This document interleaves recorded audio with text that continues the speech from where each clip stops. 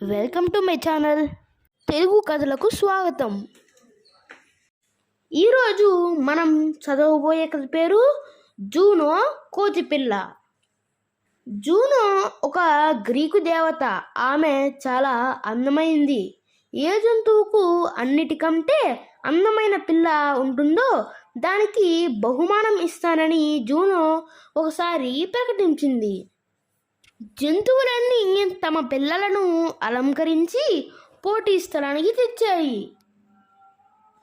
Juno ఒక్కొక్క పిల్లను పరీక్షిస్తూ ఉంది. చట్టిముక్కు కోతి పిల్లను చూడగానే, అరే ఎంత అసహ్యంగా ఉంది, ఈ పిల్ల ఏ బహుమతి గెలుచుకోలేదు అంది.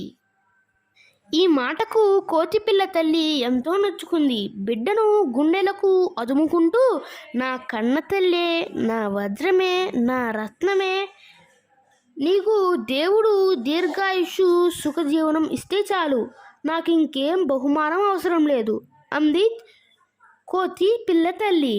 జూనో ఈ మాటలు వినింది.